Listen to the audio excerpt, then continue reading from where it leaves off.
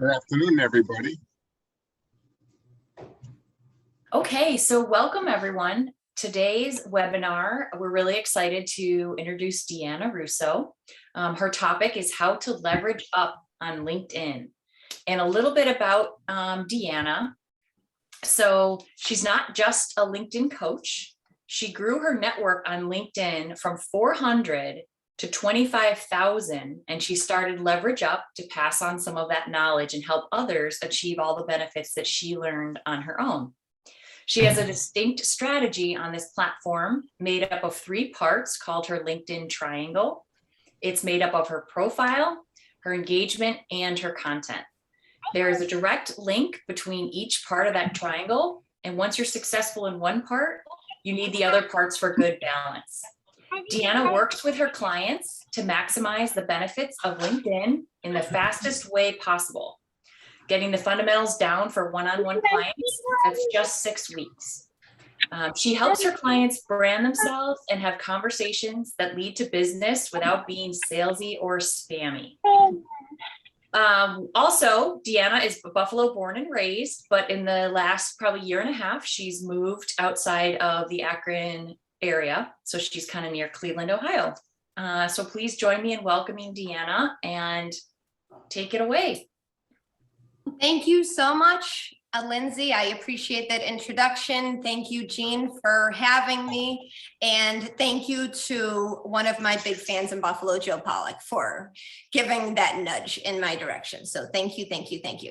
So what I'm going to do to start is I'm going to make sure the slideshow is ready to go and share my screen, and we will get started. And there is plenty of time after this for questions. So if I don't follow and you guys aren't getting any questions answered, there's plenty of time. So what I've done is I've put everything into a Google slideshow, but then we can also share screen on LinkedIn and we can do some hands-on stuff as well, because I'll be talking fast. So I'm trying. Actually, I was rehearsing this morning and I was trying to slow down, and my cats are looking at me extremely strange as I was practicing.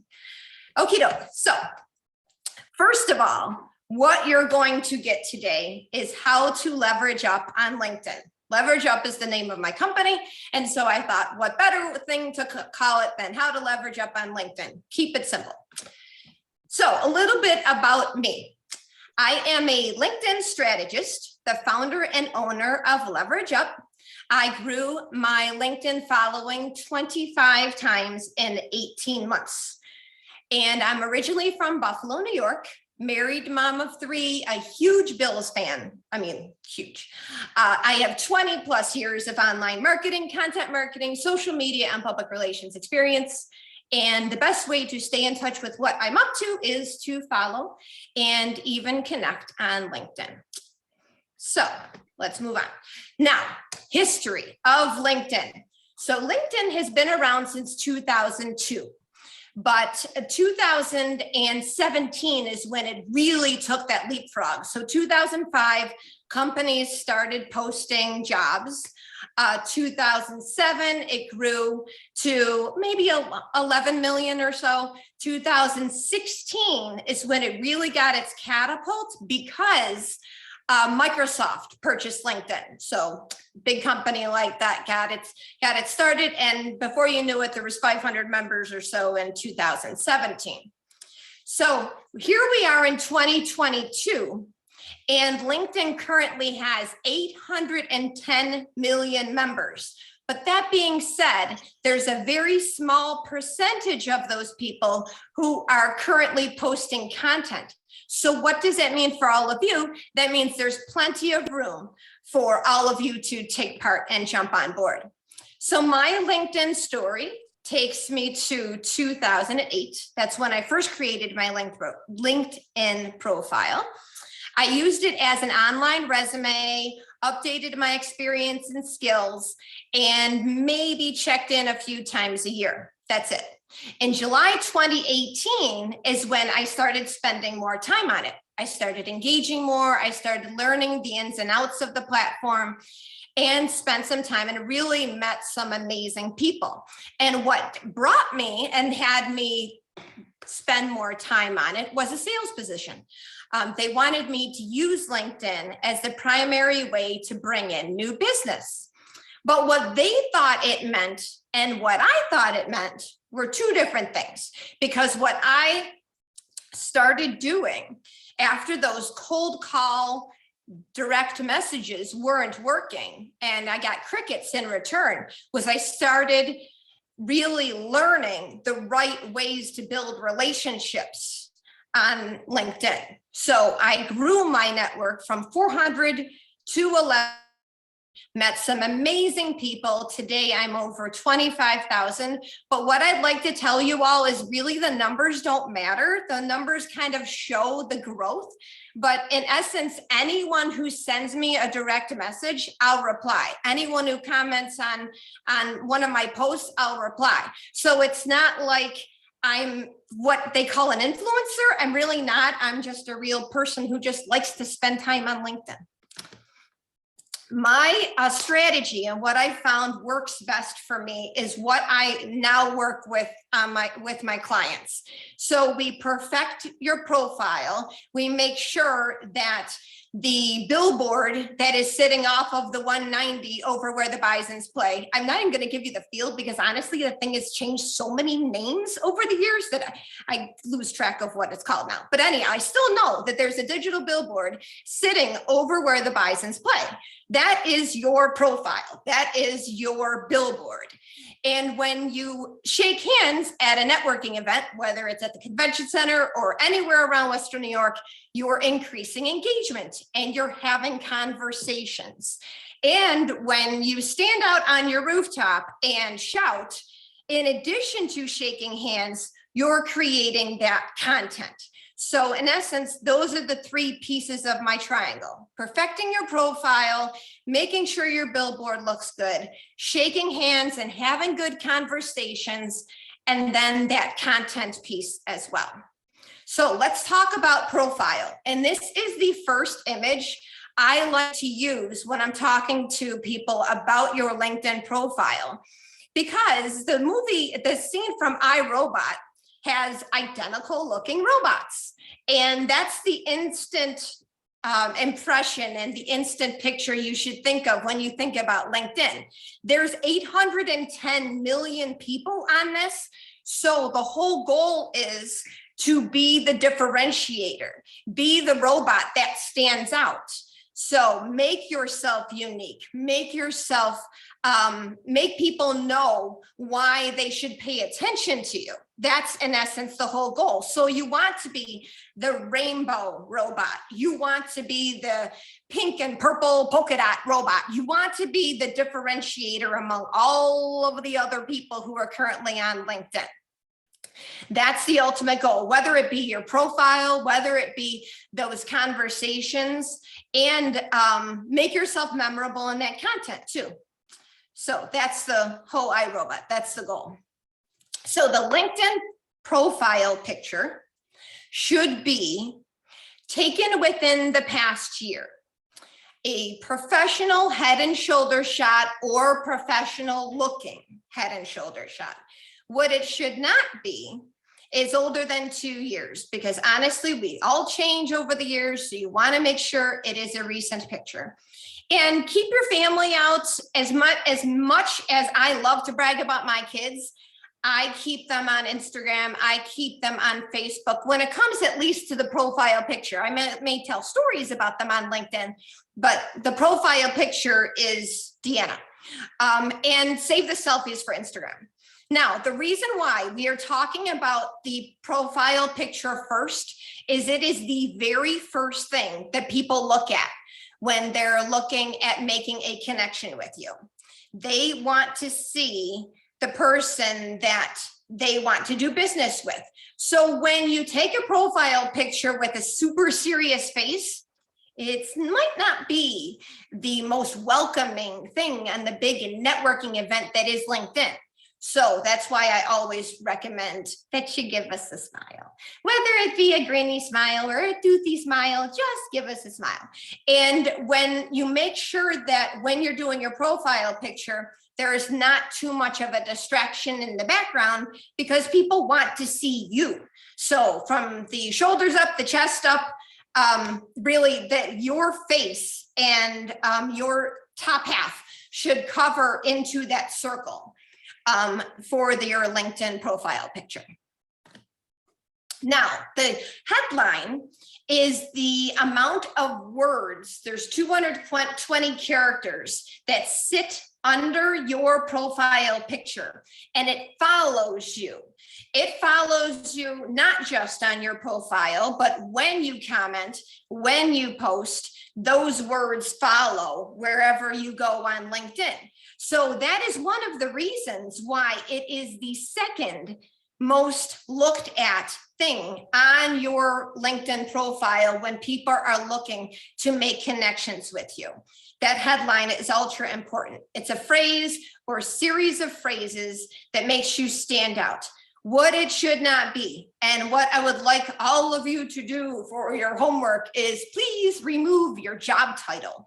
Because if you search marketing manager, if you search account executive, whatever your job title is, you're going to find millions of other people that have that exact same phrase or words, whatever it is. So the whole goal is to go back to that iRobot picture and differentiate yourself among all of the other people that are there. You want to make you stand out. And honestly, this may take a little bit of brainstorming to see what series of phrases makes you stand out among everybody else. But that's important, because that's the ultimate goal, is to get more people to look at you, right? So it should describe you and describe how you run your business, whether it's your business, whether it's somebody else's business, whatever, whoever business it is. You have 220 characters to use, and they upped that about a year and a half ago from 110. It doesn't necessarily mean that you have to fill in every single one of those. There are some people that use less and they still describe themselves just as good. Just use what makes most sense to you. And I always say lead with the professional, in whether it's in your about section, in your headline, in your content, lead with the professional, but then you can integrate some of the personal stuff too. So the ideal LinkedIn banner photo, and the banner photo, for anybody who doesn't know, it is that gray, two-tone gray image that comes with your LinkedIn profile that could be considered the template. Change it. And it's an easy thing to do using a really free website that some people may know about in the marketing world called Canva. It's free, but a photo or graphic with text. There are some really amazing skyline pictures of Buffalo out there. Fantastic skyline pictures of City Hall and the big towers that used to be Marine Midland and is now something else. Anyhow, there's really nice pictures, but what does that say about you? What does that say about you? So you could use that and then add some text. Okay, I usually say 3 or 4 words. Make sure that when you're updating your banner image, that it looks good on the laptop, the desktop, on your mobile, because a lot of people are using LinkedIn mobile app. So make sure, it took me 12 times before I found one that I was actually able to use in both the desktop and the mobile. So it takes a little bit of time. So you should ask yourself, what does it say about me and my business? Go back to that iRobot picture. What is going to differentiate yourself among everybody else who does what you do? Are you proud of the graphic or image at the top of that profile? I would hope so, because it's your billboard that is sitting outside of the Bison's field. Should not be the LinkedIn template or just a pretty skyline picture. So change it. And then I've got some people, I've seen some banner images where it's a pretty beach picture. That's fine. It looks really great. But what does that say about you and what you do? Because in the end, it's a professional networking platform. Now, we covered some of the big parts of the LinkedIn profile. I will add, because I didn't do a slide about this, but I will add the about section should be your story. It should tell you why you do what you do. Okay. And that one is 2,000 characters. And I have clients that take days to work on that. Don't do it all in one sitting, because you will feel like it's homework and that you have to jumble it up. And also keep in mind that it's not a book. It's not written in print, so you can change it at any time. But one of the things on the about section is keep in mind those first few sentences are important, because it is the hook, and the whole goal is to have people click see more. Okay, so let's talk about engagement, because a lot of people go to reacting to posts. And that is, you're clicking the like, you're clicking the love, you're clicking the support, you're clicking the celebrate, which is fine. But I will tell you right now, I cannot remember people that click their reaction buttons, but I do remember the people that take the time to comment. So, and that's just me, but it's commenting goes above and beyond. It is the next step as you're walking up the staircase of LinkedIn. It is probably 4 steps above where everybody else is. And let's go back to the iRobot picture. If everyone else is reacting, then you can be the rainbow robot by commenting. So you'll get more eyes on you. Especially keep this in mind. What if someone posted a story or a piece of content and they only had 2 comments on there? Wouldn't they recognize you if you were the 3rd one, as opposed to the 25th like on it? So just keep that in mind, that commenting really is powerful. And honestly, it's the reason why I've designed the triangle the way it is, because it's not just something that you do, it's something you have to do. So I will tell you though, that commenting on LinkedIn should be a priority. I'll answer that second question, because LinkedIn is different than Facebook, Instagram, and Twitter, because there are 2nd and 3rd degree connections on this network that see what you're doing. So even if you have 1,200 connections on LinkedIn, those are 1st degree connections. So when you comment on Mike's post, when you comment on Leslie's post, it's not just your network that is seeing that, it's their network. And if someone else has a conversation with you in the comments, that's another. So it's a spider web effect, and it's multiple rounds of people who you are becoming more visible to. So another reason why commenting is important. It's about visibility. It's about attracting the right people and being visible to your ideal clients. Well, look, I repeated myself. Have I mentioned visibility enough? I think visibility is a very important word. If you were looking for that ideal client on Google, what keywords would you be searching? That is an inside scoop into one of my one-on-ones with people, because it is really important to go back to that ideal audience and the people that you want to connect with. Now, I will say that when someone is looking for their ideal client on LinkedIn, more times than not, they're going into the search box and they're typing in those keywords, and then they're blindly connecting with people. They're blindly connecting with people they don't know. But what I recommend, and the way I work with my clients, is to go into it with a strategy. So it goes beyond just scrolling, and hoping and praying that somebody important sees that comment. I take you into a strategy, and we explore avenues of LinkedIn that are underutilized, that just people just don't use enough, but they're not using it the right way. So when you find your people, you're going to be finding them using commenting, using the content piece, and using the profile. So that's why that I designed that the way I did. So we go beyond the guessing, and we go into a strategy behind why you're going into the platform every single time. So you're not going into it wondering what you should be doing. Now, the third piece is cultivating the content. The days of press releases, quotes, simple promotion, and new job posts are over, over. I'm so happy. I'm so happy that there's actually good stuff on, because I was really getting sick of seeing press releases. And honestly, that is one of the main reasons why I really wasn't active on LinkedIn from 2008.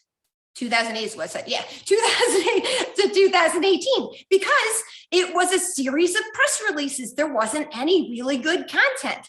But when I came back in 2018, I'm like, wow, there's really some stuff that's coming out. And even in the past 4 years, it has taken on a whole new life.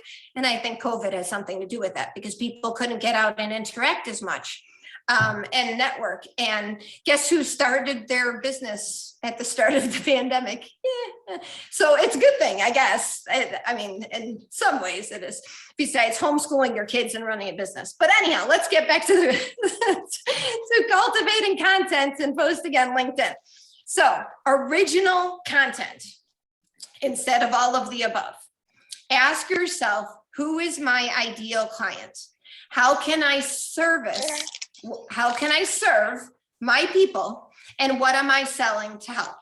So how can my services and what I'm selling help? What sets me and what I'm offering apart from everyone else who does what I do?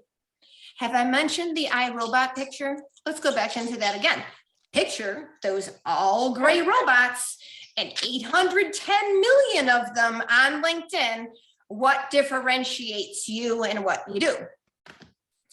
Now, the cool thing about creating content is telling stories. And that's something I absolutely love to do. And I think that it helps when it comes to creating content, because the days of a sentence or two, it's okay.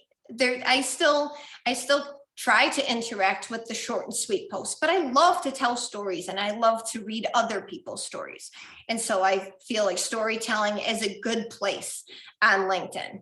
And just as a test, I posted something yesterday and it was a video, and I have a bigger network on LinkedIn than I do on Facebook and Instagram, but it just got it got some really good reactions. And it just solidifies the fact that my happy place is LinkedIn. So, but just as a test, every now and then I put something out on multiple platforms, and then it just like, oh, your people are on LinkedIn. So anyhow, when starting out on the content creation process, start with the professional. Okay, because as much as you probably have some really interesting stuff going on the personal side, and you should integrate that into your profile, you should integrate that into your about, you should integrate it into your headline. People are on it to get to know what you do. So go into it thinking of a networking event. And as much as that traffic jam annoyed you getting to that networking event, and it does happen in Buffalo between 4 and 6 and 7 and 9, but as much as it annoyed you, don't be the only person that's all you talk about is traffic. Okay, be the person where, you know what I did? I had a really great conversation with my client the other day, or this is what we're working on and we're brainstorming, and it's really fun. It's energizing. So tell the stories about your business. That's what it all boils down to. So I'm going to show you the triangle again in case you haven't seen it, but I will say during this particular slide that what LinkedIn shouldn't be, and what I frowned against, because I often find that the greatest lessons are what not to do and what to do. And now that you know a little bit about how to make it work for you, what I don't suggest doing is selling in the direct messages. I did it and it doesn't work. And I'm just so happy that those people are still connected to me, even though they got a salesy pitch from me.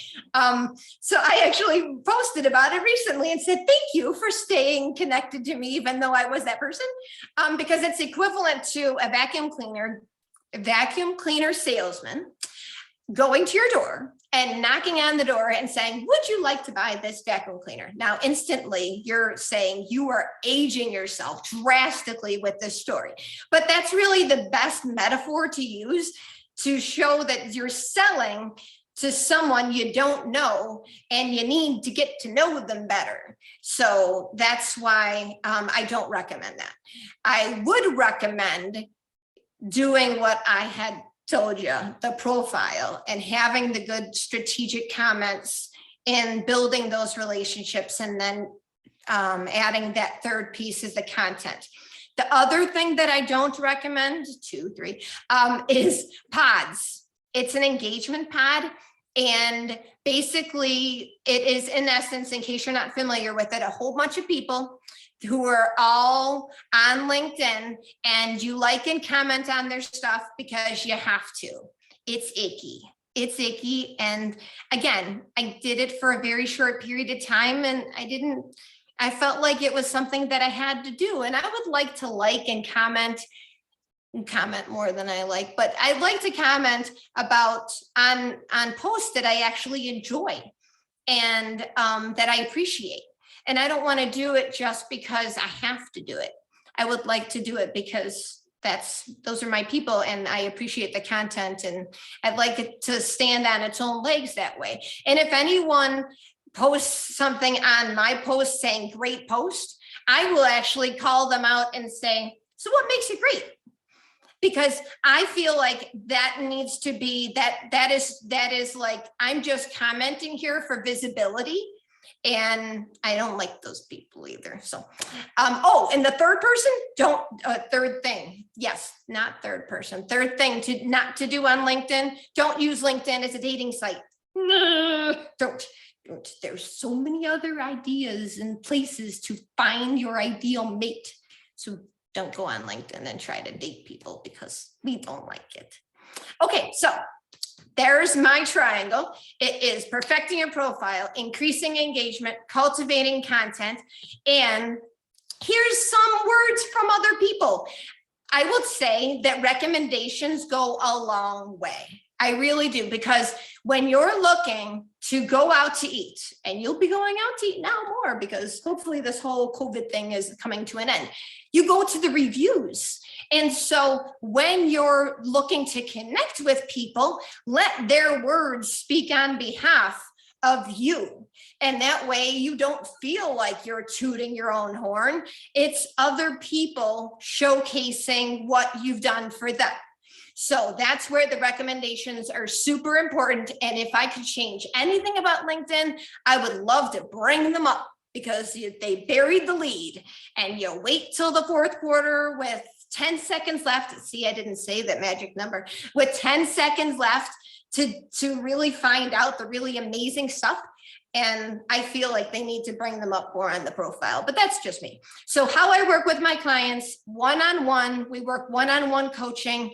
I work with companies for group sessions and one-on-one. And I found that quite a few companies like the one-on-ones with their people, because even if they're not going to be lifers, they still will know how to bring them out in the best way on profiles. So that's where a lot of the employees really like, even if I'm not going to be working for this company for 20 or 30 years, I know what I have to put into my LinkedIn profile because they hired you.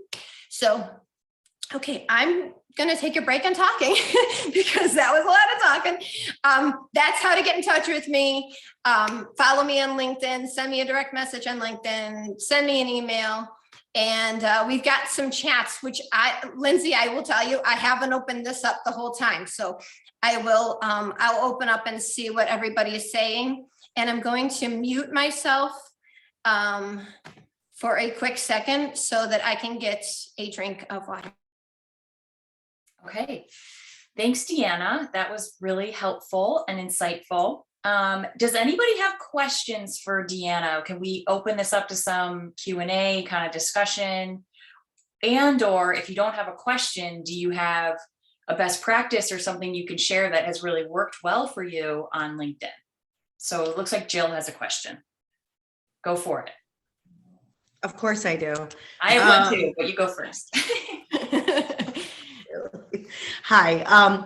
That was great. Thank you, Dee. So my concern is like now for you, I think being on LinkedIn as much as you are and producing the original content, and I see you commenting on everybody's things, and it's always such good stuff and great comments, and your own posts are so great. But like the rest of us who are either running a business that is not about a consultancy to help people build up their LinkedIn following or profile, or we're running our own business, or we're working for others, how do we know how much time to spend?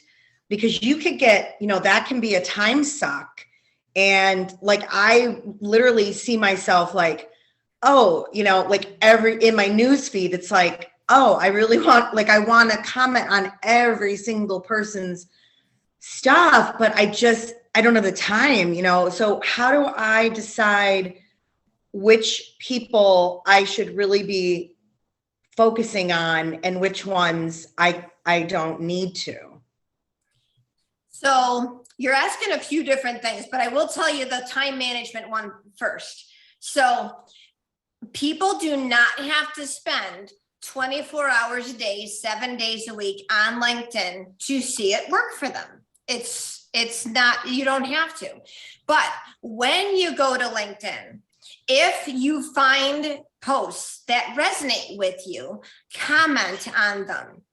And whether that's 15 minutes or 30 minutes, you'll still be showing up on a regular basis. I don't post content every single day, but when I am there, I comment on things so that I am just as visible, not probably as much, but you know what I mean. I'm a percentage of visible when I'm commenting.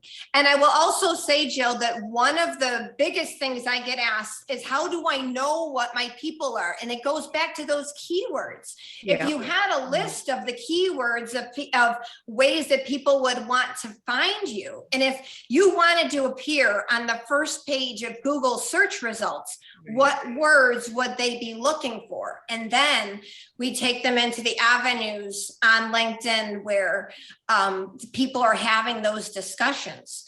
So even if it's a former coworker that you see a post from, or a former colleague, whatever it is, but then keep in mind, I have a comment, and it is not just Julie's network that's seeing it, but then those second and third degrees. So never underestimate the power of commenting. I commented on a post, and it was 2 weeks ago today.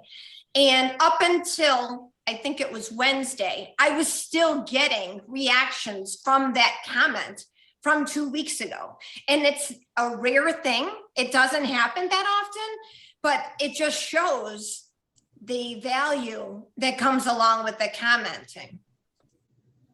Does that help? It does. I mean, I think that we need to prioritize, I mean, I hate to say it, but prioritize whether we want to be on LinkedIn for what purpose, right? Like, I just started my own business. So I'm looking at my network in a whole new light, whereas before it was like just community and networking and positivity and, professional development opportunities and a lot of PR for my company, whatever. So my companies that I worked for. Mm-hmm. So now I'm looking at it differently. And I think that goes back to what you said about having a strategy. So, do I look like, okay, well, I already made up like my list of key prospects. So would I be like, all right, well, I'm going to make sure that they're in my network, number one, and there's a whole process to that if they're not already in your network. I get that. But then would you say to prioritize following them, commenting on their posts and showing what you can offer and who you are, and that? Would you say that that's a higher priority than me being like on Matt, like, oh, hey, happy birthday, Matt, which I also want to do? I think that if you look at the big picture in this and that particular example, it could be overwhelming. That's what I'll say. You will get That's what I overwhelmed. feel You right think now. about, I got to do this and I got to do this and I got to do this and I got to do this. But if you take it bits and pieces, and that's really the reason why I work with my clients first on that profile, is because if you don't have the type of profile that you are 100% happy with and ready to go on and stick the fork in and he's done, then all the engagements and the content pieces aren't going to bring people over to your billboard. So that's why that profile has to be first. And then you take the steps into the engagement and the content pieces. Does that make Okay. sense? Yes, thank you. Any other questions from the audience for Deanna? Don't be shy. I really don't bite. And I can't bite because I'm all the way in Akron. So There's I no have a dumb question. questions. there's I have not a dumb, no. So I have a question. So what is your advice on the paid service of LinkedIn? Is it worth doing? Is it not worth doing? So I have had LinkedIn Premium twice. And both times I find the only benefits, well, one of the only benefits is more people. You can see more people of who's looked at your profile. But in essence, I'm not the type of person to direct message every single person that looked at my profile. Every now and then I'll say thank you. So in essence, I don't feel the real need to do it, but some people swear by the LinkedIn Premium service. So I'm not dissing it. It's just not one that I need. I don't need the premium, and I've had it twice. The other pro of having LinkedIn Premium that I have heard from people is those LinkedIn learning classes. If you want to do the LinkedIn learning classes, you have more possibilities of doing that with the LinkedIn Premium. The LinkedIn Sales Navigator, my advice on that one is you got to make sure that the foundational pieces are in place first, because again, I'm not a big fan of getting those direct messages. I actually went back and forth with someone in the direct messages about how you shouldn't be sending the sales direct messages, until she finally gave up and I won. But I'm like, this is the reason why you don't need to do this. But yeah, you don't have to use any of the paid services. But if you want to try something, I would say do the trial of LinkedIn Premium. It's 30 days. And you can kind of see how it works for you, and that by the end of the month you'll be like, yeah, she was right. I'm seeing as more people that viewed my profile, but what differences I make. So hopefully that answers your question.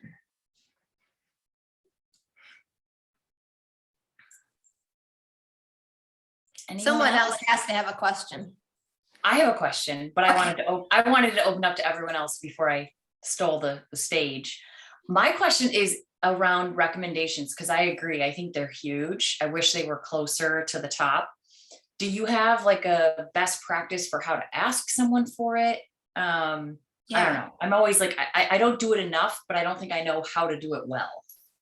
My best practice is to shake hands when it comes to recommendations. And what I mean by that is if I want Mike to write me a recommendation, I will write Mike a recommendation. Okay. So I will pay it forward. And that way you're not sitting on someone's to-do list. And that's a little nudge that says, oh, I really appreciate that. And I'll pay it forward.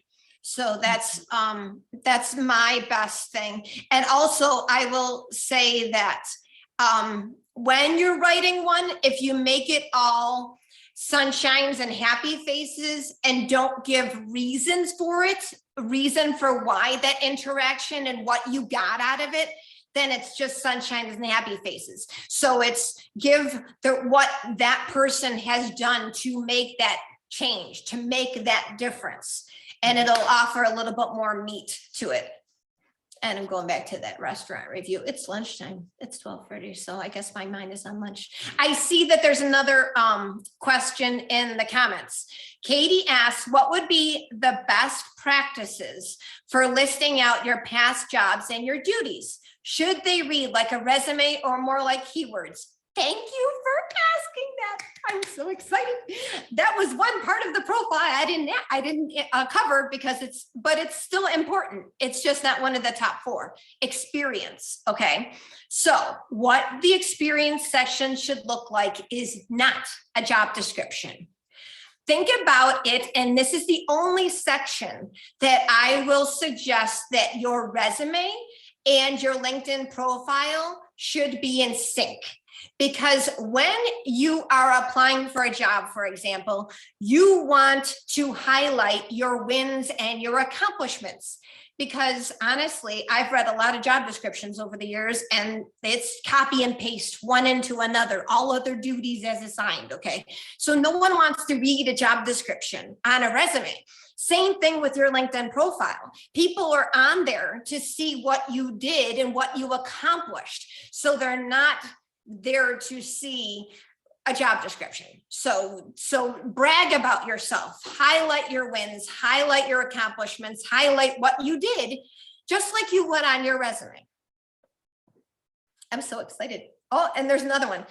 Following Katie's question, would you suggest writing the about me in first person or third? Oh my gosh, I love when you guys ask me good questions. Okay, first person, first. Please do not write in the third person because Deanna wouldn't appreciate that.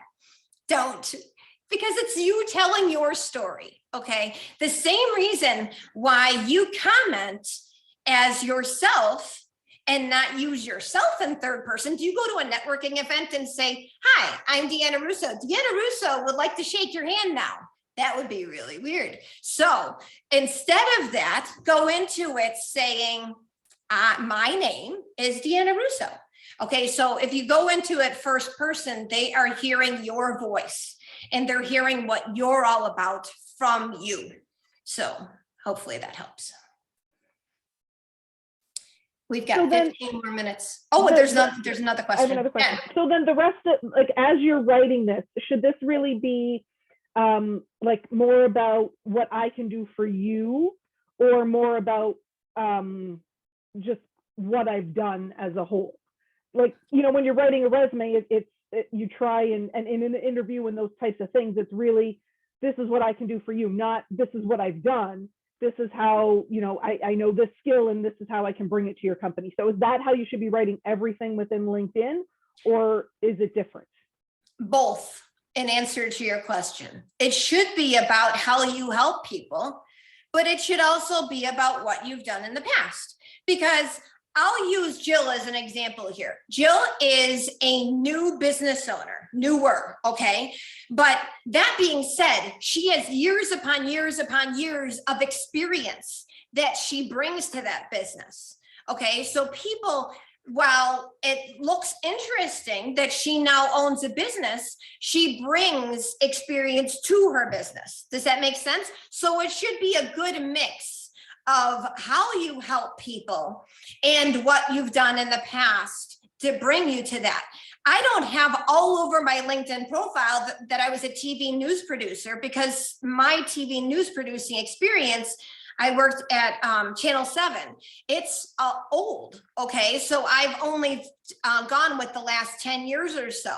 But in my about section, I might have mentioned that I was a TV news producer, and that's how I get some of my organizational and juggling experience. That's one thing that's helped in being a mom. But anyway, that kind of gives you an idea. So you can incorporate that in a good, healthy way, and a good mix. It's a little bit of everything. Oh, Lindsay asks, are there certain days of the week that are better for visibility on LinkedIn?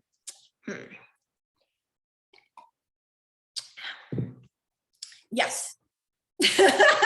But what works for me might not work for you, because we all have different audiences at different times. So my best advice is to test test, test, test to see what works. Mhm. If you do a video and it falls flat at Monday at 8 a.m., maybe it's because a lot of people are posting on LinkedIn Monday at 8 a.m. But if you do a video on Tuesday at 3 and it gets even more interaction, then maybe that's more of a sweet spot for your videos. But that being said, I will give you guys all an inside scoop. The views that videos bring in are 1/5 of the impressions. And what I mean by that is text posts bring in more views overall. Okay, text posts are good on LinkedIn. Picture posts are good on LinkedIn, but videos, you have to watch it for 3 seconds for it to count as a view on LinkedIn. But in essence, it's appearing in people's feeds 5 times more than that. So even if my video got 500 or so views yesterday, I count that as 1,500 or whatever 5 times. It's Friday, 2,500 views, because it's that's kind of inside scoop into view count. But visibility, honestly, Lindsay, it differs for every single person. Everyone is different. Okay, thank you. No, that's helpful. You got it. Now, any other questions? And I'm happy to do a screen share too, so that we can walk anybody through anything in particular in the last 10 minutes or so. And there really isn't any stupid questions. Like, this is what LinkedIn has changed so dramatically over the last years, that if you haven't been on it on a semi-regular basis, it might be interesting to hear that it's not a whole bunch of press releases anymore. And if you don't like things that you're seeing in your feed, you can change that. So.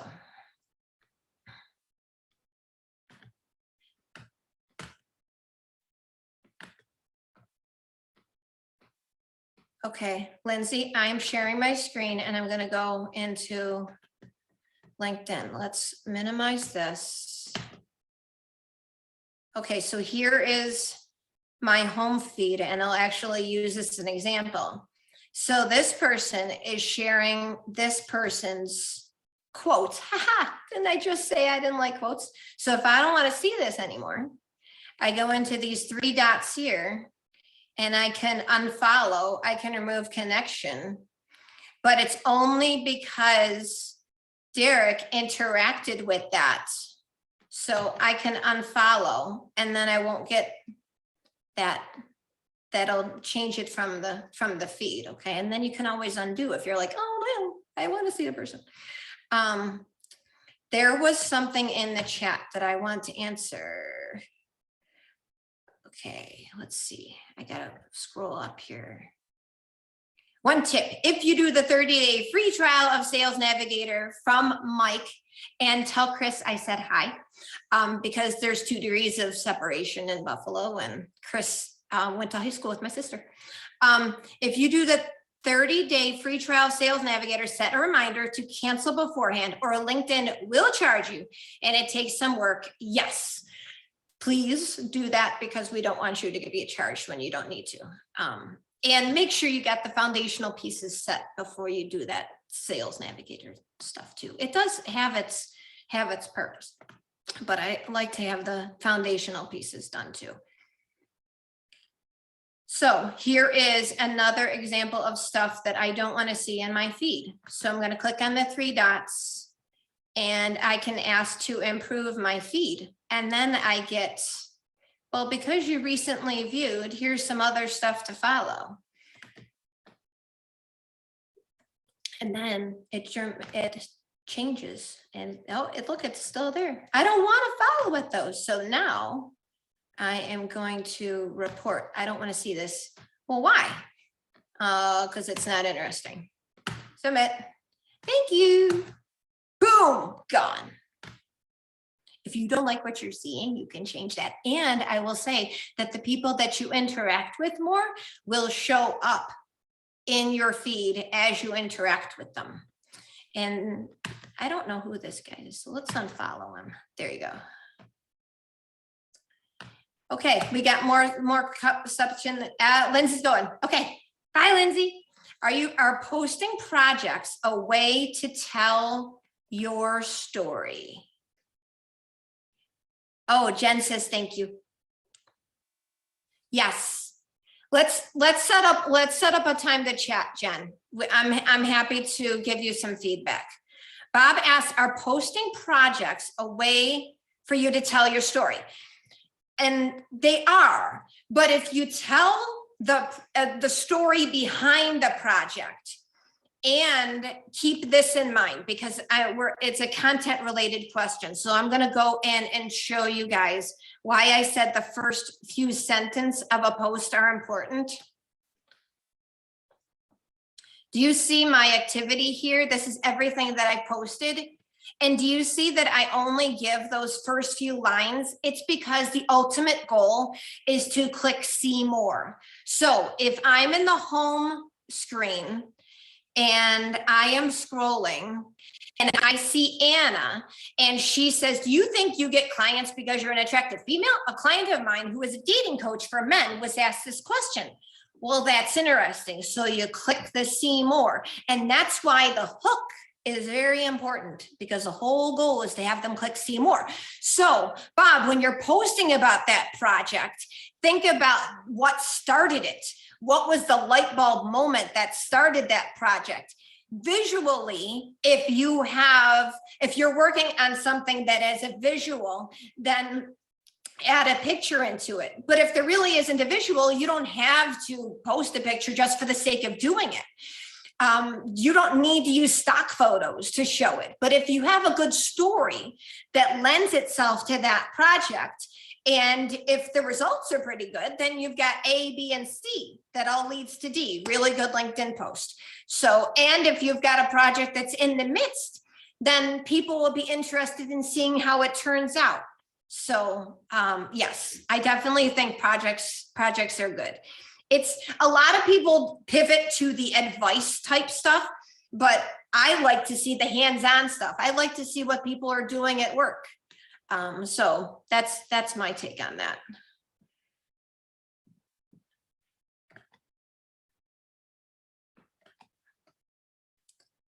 I don't see any other comments coming in. I want to make sure I get to everybody in the last 7 minutes or so. Do you want, I'm going to go back to profile and we're going to show a little bit about what I was talking to, because I gave you so here's the banner up here. Do you see that my profile picture instantly played a video? That's called cover story. And that's a 30-second type intro piece. I did my very first one in May, and then I redid it last week, and it took multiple takes. This is your headline here. So you'll see, you know how I always keep saying lead with the professional? I've got the lead with the professional here, and then you get a little bit of me. You get the mom of 3, you get Buffalo Bills fan, leverage up. By the way, I will tell you that I got someone that instantly wanted to work with me, and I still have to follow up with them because of the Bills fan thing here. So it's got its weight. I connect with people because they're Bills fans. Even if we're off season, I just like to keep it in there.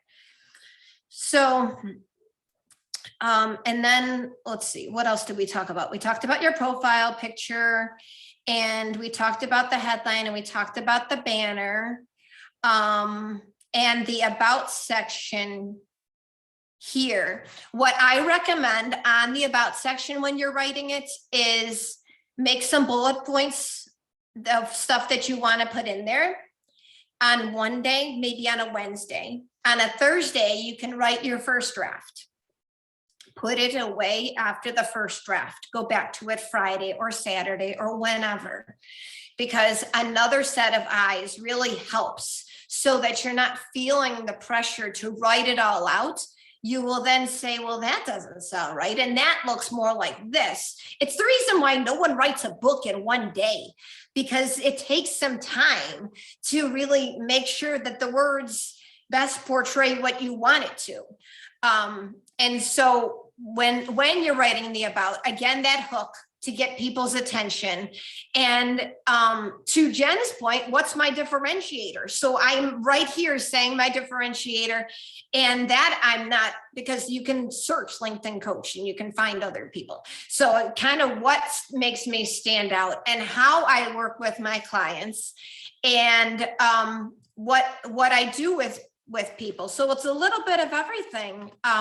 When I mentioned, and then how to get in touch with me. If you don't have a how to get in touch with me at the end of your about, you're missing opportunities. And that's why I recommend the email and the any ways that, I mean, I've even seen people put their phone numbers in here. So any way that they can take that extra step after they read all about you. Because why give them an extra step of saying, okay, where do I go to the contact? Where's my contact information? You don't need that if you have it in your about section too. Going down to what I think really needs to be moved up. Here's the recommendations, and you can see received and given here. So, and I try to keep them recent. I feel like it's March 11th, and maybe I need another one in there because I feel like having one a month, it says something. So any other questions before we close things out here? I'll stop my share and bring it up to full screen. And anything else? So one quick question, Deanna, about Yeah. The cover story. So I've seen people do that, but there's never, I mean, is there supposed to be sound? Because it just always looks There like they're just is. talking. There And I is. never And- hear anything. Yeah, so let me do a quick share to show when you see it, it doesn't play it automatically, because then you get audio going all over the place. But if you really want to see, it'll say, you click on the profile picture and then you can view or edit the cover story. And there we go. There's the audio. I don't like to hear my own voice, so yeah. You would think that somebody with a broadcasting background would want, and I'm like, how do I stop sharing? Okay. So that's the cover story. Thank you. I always try to figure that out, but I'm just not a tech person. So thank you. You got it. And thank you for today. This was great. I'm so glad we had a good crowd today. Thank you for everyone for joining us. Deanna, this has been a pleasure, and it's been good to see you again. Yes, thank you very much for having me. So Katie asked a question about my contact information. I put it in the chat for email, but you can also find me on LinkedIn. Just search Deanna Russo on LinkedIn, and I'm happy to connect and exchange direct messages that way. So Yeah, you'll probably get a few more today. I'm guessing. welcome. I welcome.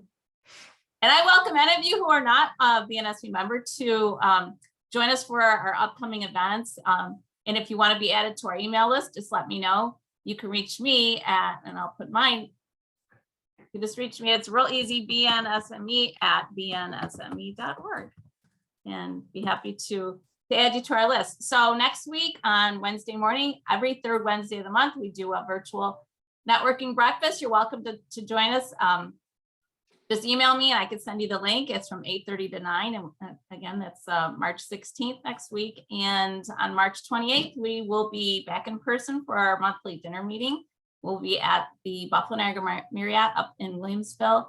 And our speaker is Jessica Scheimer. She is an organizational development consultant and coach, and she's going to be talking to us about building trust through 360 listening. And I know Mike Bean joined us today for this seminar, and he will be doing our next virtual seminar on April 5th. So you can find all that information on our website at bnsme.org. Thank you again, Deanna. Thank you for everyone for joining us. And 1 o'clock, perfect timing. I hope everyone has a great rest of the day and a wonderful weekend. Thank you. Thank you, guys. I appreciate it. Go Bills. Go Bills.